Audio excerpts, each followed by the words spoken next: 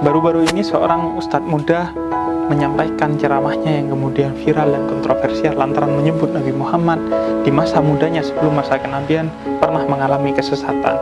Dia mengacu kepada terjemahan dari surat Ad-Duha ayat ke-7. Sudah banyak artikel dan video yang dibuat yang mengkritisi kesalahan ustadz muda ini dalam memahami surat Ad-Duha ayat ke-7. Dan ustadz muda ini sudah meminta maaf serta menjadi kewajiban bagi kita sebagai umat Islam untuk memaafkannya.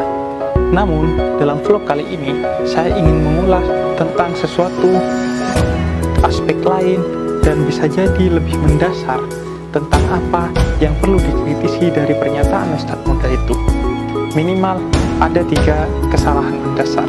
Yang pertama adalah ustadz muda ini memahami Al-Quran dengan harfiah, bahkan hanya bermodalkan terjemahan. Oleh karena itu, misalnya Profesor Dr. Shihab tidak mau menerjemahkan Al-Quran lantaran dikhawatirkan muncul orang-orang seperti ini yang ingin memahami Al-Quran tapi hanya bermodalkan dengan membaca terjemahan Al-Quran, sehingga mereka mengalami kesalahan dalam memahami Al-Quran. Jangankan Al-Quran, buku-buku pada umumnya seringkali tidak sampai maknanya ketika diterjemahkan ke dalam bahasa yang berbeda, terlebih Al-Quran yang memiliki kedalaman dan keluasan makna. Ia bahkan bukan hanya harus dipahami dengan ilmu bahasa, namun perangkat-perangkat lain yang kemudian dihimpun dalam ilmu tafsir, yakni ilmu sejarah, ilmu Al-Quran, ilmu hadis, dan ilmu-ilmu lainnya. Kemudian yang kedua, kesalahan dari ustadz muda ini adalah pada niatnya. Segala sesuatu, kata Nabi dalam hadisnya, tergantung niatnya. Innamal a'malu binniyat. Ustadz muda ini, sebagaimana disampaikannya dalam pernyataannya yang kontroversial itu, adalah bahwa karena Nabi muda pernah sesat, maka kita tidak perlu memperingati maulid Nabi. Dakwah pada dasarnya adalah merangkul, bukan memukul. Ketika kita memiliki niat berdakwah, maka kita harus memiliki kejernihan pikiran dan kebersihan hati sehingga akan terdapat kelurusan niat. Sehingga niat berdakwahnya bukan untuk mendiskreditkan pendapat atau pandangan serta madhab lain. Kemudian yang ketiga, dan ini yang paling mendasar sekaligus menjadi fokus pembahasan vlog ini, adalah bahwa seorang muslim, terlebih seorang dakwah, harus memiliki paradigma atau minimal imajinasi tentang keagungan Nabi Muhammad. Karena dengan kita memiliki paradigma mendasar dan imajinasi minimal tentang keagungan Nabi Muhammad, maka jangankan di lisan, di pikiran pun kita tidak akan pernah terbesit sedikit pun sesuatu yang tidak agung tentang pribadi Nabi Muhammad. Misalnya, ketika kita menemukan teks, buku, atau termasuk Quran dan hadis yang dalam pandangan kita atau dalam pemahaman kita mengindikasikan pemahaman bahwa Nabi tidak agung, maka kita akan bertanya kepada guru kita atau mengkaji teks itu, hadis itu, ayat itu, sehingga kita dapati makna yang benar. Karena mustahil ada teks Al-Quran, hadis, atau teks-teks dalam Islam yang tidak mengagungkan Nabi Muhammad. Dan jikapun kemudian kita menemukan teks yang tidak mengagungkan Nabi Muhammad, maka kita akan menolaknya karena kita memiliki paradigma dan imajinasi minimal yang agung tentang sosok Nabi. Minimal ada 3 referensi dalam 3 ranah yang ingin saya tawarkan dalam vlog ini untuk membangun paradigma dasar atau sekedar imajinasi tentang keagungan Nabi Muhammad.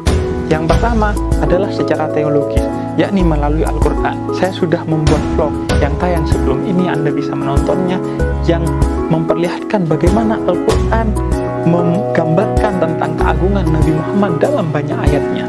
Bahkan Al-Quran menyebut Nabi lebih agung dibandingkan nabi-nabi yang lain, sehingga ia menjadi saksi bagi nabi-nabi yang lain di akhirat kelak, dan ia menjadi satu-satunya nabi yang diutus bagi umat manusia di tengah nabi-nabi lain yang diutus hanya untuk kaumnya. Dan banyak ayat lain yang menjelaskan kepada kita tentang keagungan Nabi Muhammad, yang jika kita membacanya maka kita memiliki paradigma mendasar atau sekedar imajinasi bahwa Nabi Muhammad adalah pribadi yang agung.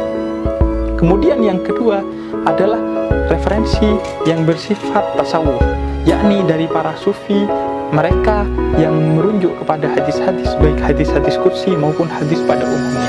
Para sufi ini menyebut Nabi Muhammad sebagai insan kamil, yakni manusia sempurna.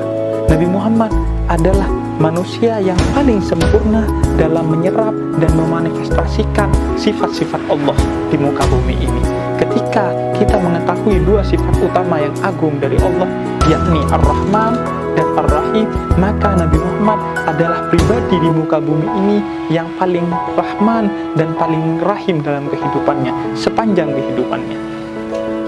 Para sufi juga memperlihatkan keagungan Nabi Muhammad dengan menjelaskan bahwa Nabi Muhammad adalah ciptaan pertama dalam bentuk nur, dalam bentuk cahaya, yakni Nur Muhammad yang diciptakan oleh Allah pertama kali di dunia ini. Sebelum segala sesuatu diciptakan, maka Nur Muhammad ini yang diciptakan, dan segala sesuatu ini diciptakan dari pancaran cahaya Nur Muhammad itu sendiri. Sehingga ketika Nabi Adam diturunkan dari surga, maka Nabi Adam memohon ampun kepada Allah dengan bertawassul melalui cahaya Nabi Muhammad yang beliau lihat. Oleh karena itu juga, karena kita diciptakan dengan melalui cahaya Nabi Muhammad, maka ketika kita juga ingin kembali kepada Allah, ingin mendekatkan diri kepada Allah, maka kita wajib melalui Nabi Muhammad itu juga. Karena cahaya Allah itu begitu terang benderang dan tidak terbatas, sehingga kita mustahil untuk mencapainya, maka kita melalui Nabi Muhammad untuk sampai kepada Allah Subhanahu wa ta'ala. Dan kemudian yang ketiga, yakni pada aspek kultural. Secara kultural, kita sejak dulu dan sejak kecil sudah diajarkan oleh guru-guru kita, oleh orang-orang terdahulu sejak pendakwah Islam pertama ke Indonesia, untuk mendapatkan pemahaman, memiliki paradigma dasar atau sekedar imajinasi tentang keagungan Nabi Muhammad. Misalnya sejak kecil kita dididik oleh orang tua kita untuk hadir dalam acara Maulid Nabi. Justru acara Maulid Nabi itu untuk mendekatkan kita dengan pribadi Nabi Muhammad, karena di dalamnya kita membaca sejarah pribadi Nabi Muhammad. Dan secara kultural, guru-guru kita juga menggubah syair-syair, menggubah qasidah-qasidah yang berisi pujian-pujian tentang keagungan Nabi Muhammad. Kita juga diperintahkan untuk terus menghiasi diri kita dan hari-hari kita dengan salawat kepada Nabi Muhammad, karena mereka ingin secara kultural kita memiliki budaya yang mengagungkan Nabi Muhammad, sehingga ada paradigma pada diri kita atau sekedar imajinasi tentang keagungan Nabi Muhammad. Dengan tiga referensi itu atau salah satunya pun, maka kita tidak akan pernah, jangankan lisan kita, pikiran pun terpeleset untuk membayangkan Nabi Muhammad sebagai pribadi yang tidak agung, apalagi sesat.